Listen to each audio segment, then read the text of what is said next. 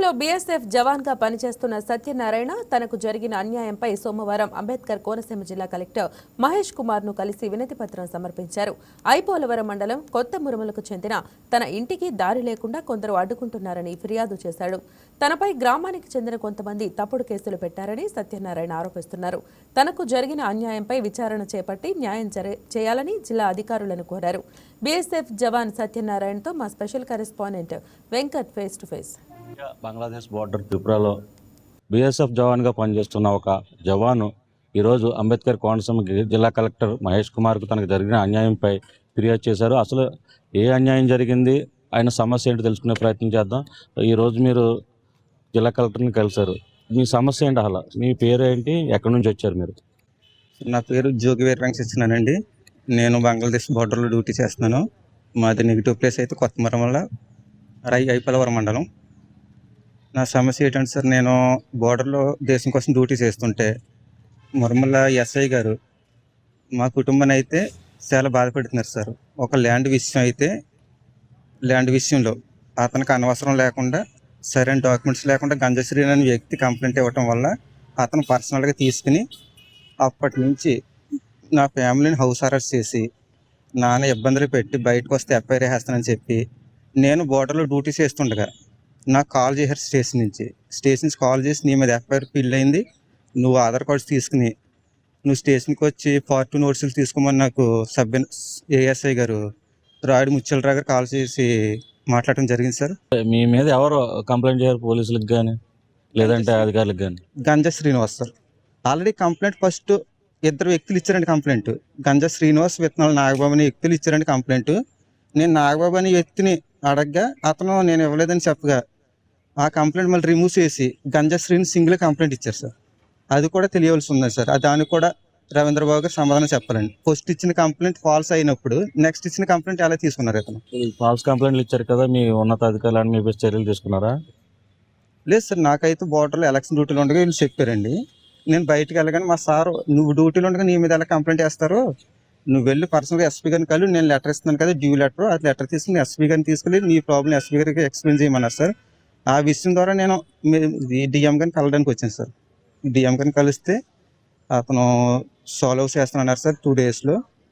దానికోసం నాకు ఖచ్చితంగా న్యాయం జరుగుతుందని నేను ఆశిస్తున్నాను సార్ ఈ విషయం. అంతేకాకుండా రవీంద్రబాబు గారు మా కుటుంబాన్ని ఎంత ద్వేషించవలసిన అవసరం ఏంటి?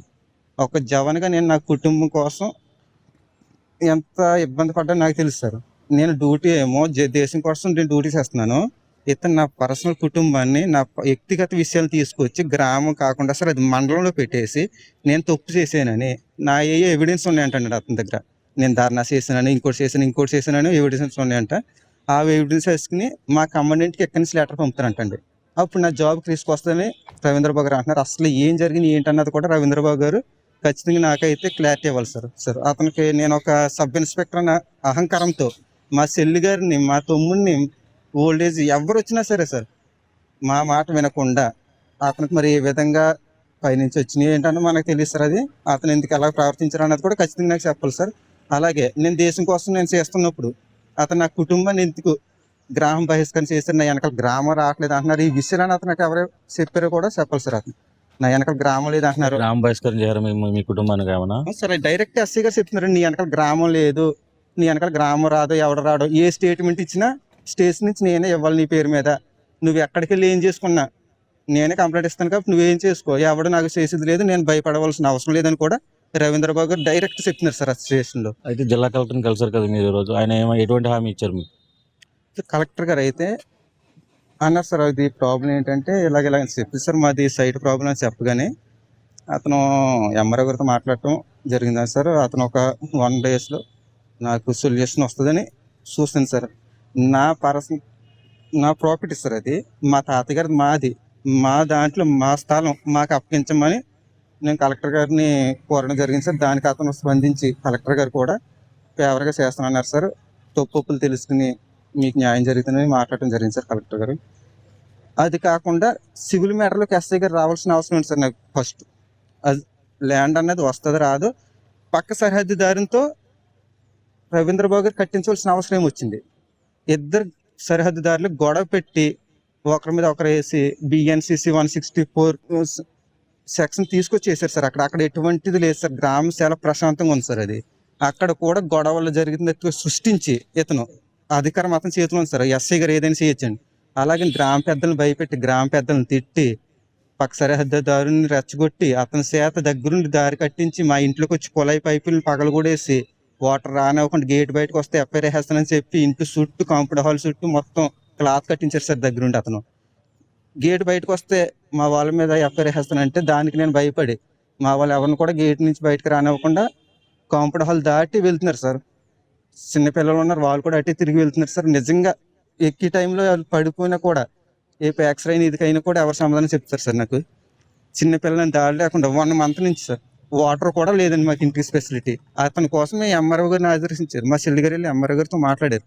ఏమంటే మాకు వాటర్ ప్రాబ్లమ్ వచ్చింది, కనీసం వాటర్ అయినా బాగు చేయండి అంటే దానికి కూడా ఎటువంటి స్పందన లేదు సార్. అక్కడి నుంచి ఏదైతే అంబేద్కర్ కోనసీమ జిల్లా ఐపోలవరం మండలానికి చెందిన ఈ జవాన్ ఎవరైతే ఉన్నారో ఆయన సరిహద్దు తగాదాకు సంబంధించి కొంతమంది గ్రామంలోనే ఈయనపై తప్పుడు కేసులు పెట్టడంతో పోలీసు అధికారులు తనని వేధిస్తున్నారని చెప్తున్నారు. అలాగే తనకు న్యాయపరమైన ఏదైతే ఆస్తి వచ్చిందో ఆ ఆస్తి దానికి సంబంధించి అన్ని పత్రాలు ఉన్నాయని, ఆ పత్రాలు ఉన్నప్పటికీ కూడా అటు రెవెన్యూ అధికారులు కానీ ఇటు పోలీసులు కానీ పట్టించుకోవట్లేదని చెప్తున్నారు. దీంతోపాటు ఆయనపై తప్పుడు కేసులు పెట్టి ఉద్యోగం తొలగించాలనే దురుద్దేశంతో ఆయన ఉన్నతాధికారులకి కూడా ఫిర్యాదు చేయడం జరిగింది. అయితే వారు పెట్టినటువంటి ఏవైతే ఈ కేసులు ఉన్నాయో ఆ కేసులన్నీ కూడా అసత్యాలని కూడా తేలటం జరిగింది. ఈ తరుణంలో తనపై వస్తున్న ఆరోపణలను ఖండిస్తూ ఆయన ఈరోజు జిల్లా కలెక్టర్ మహేష్ కుమార్ని కలిశారు. దీంతోపాటు ఆయనకు సంబంధించిన ఎవరైతే సత్యనారాయణ జవాన్ ఉన్నారో ఆయన ఉన్నతాధికారులు కూడా జిల్లా కలెక్టర్కు అదేవిధంగా జిల్లా పోలీస్ అధికారులకు కూడా మెయిల్ ద్వారా కొంత సమాచారాన్ని పంపించారని కూడా ఈయన చెప్తున్నారు. ఇటువంటి తరుణంలో ఒక 2 రోజులు సమయం ఇవ్వమని కలెక్టర్ కోరారు. దీనికి సంబంధించి సంబంధిత తహసీల్దార్కి కూడా ఆయన ఆదేశాలు జారీ చేశారు. అసలు ఏం జరిగింది అన్నదానిపై ఎంక్వైరీ చేసిన తర్వాత పూర్తి చర్యలు తీసుకుంటామని కూడా జిల్లా కలెక్టర్ మహేష్ కుమార్ చెప్పడం జరిగిందని జవాన్ సత్యనారాయణ చెప్తున్నారు. కెమెరా పర్సన్ వరుణ్తో వెంకట్, అంబేద్కర్ కోనసీమ జిల్లా.